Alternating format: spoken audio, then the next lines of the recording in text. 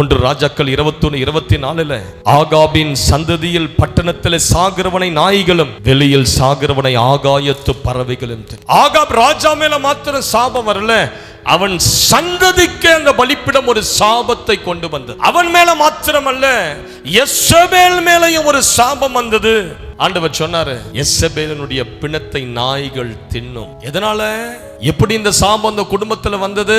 ஒரு பலிப்பிடம், பாகாலின் பலிப்பிடம், தேவன் இல்லாத ஒரு பலிப்பிடம், ஆண்டவர் இல்லாத ஒரு பலிப்பிடத்தோடு அவன் கைகோர்த்தான், உடன்படிக்கை வைத்தான். அந்த பலிப்பிடத்தில் தன்னுடைய காணிக்கைகளை கொண்டு போய் செலுத்தினது நிமித்தம் ஒரு சாபம் அவன் மேல இறங்கியது. அவன் மேல மட்டும் வரல, தேசத்தின் மேலேயே ஒரு பஞ்சத்தை கர்த்தர் அனுப்பினார். மிருக ஜீவன்கள் செத்து போய் சில கழுதைகள் குதிரைகளை மாத்திரம் காப்பாற்றும்படியாய் ஆகாப் ராஜா போராடி கொண்டிருந்தான். தேசத்தில் அநேக நீதிமான்களுடைய ரத்தம் சிந்தப்பட ஒரு பலிப்பிடம், ஒரு பாகாலின் பலிப்பிடம் காரணமாய் இருந்தது. உன் குடும்பத்தில் எழுப்பப்பட்டிருக்கிற ஒரு தீய பலிப்பிடம் உன் குடும்பத்தை ஆட்டி படைத்து கொண்டிருக்கிறது. இதுதான் காரணம். நீங்க சொல்லலாம், பாஸ்டர் நான் அதெல்லாம் ஒன்னும் செய்யல.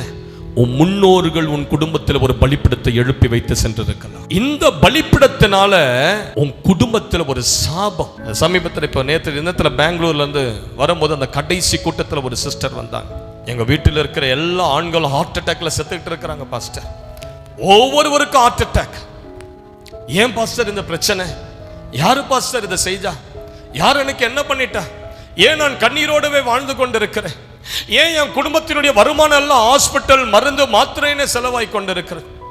ஒவ்வொரு மாதமும் ஹாஸ்பிட்டல் போகாத நாட்களே கிடையாது பாஸ்டர். ஏன் என் குடும்பத்தில் இந்த பிரச்சனை? சிஸ்டர், பிரதர், காரணம் என்னன்னா உன் குடும்பத்தில் கிரியை செய்கிற ஒரு பலிப்பிடம். இன்றைக்கு அந்த பலிப்பிடத்தை கர்த்தர் உடைப்பார், பயப்படாத.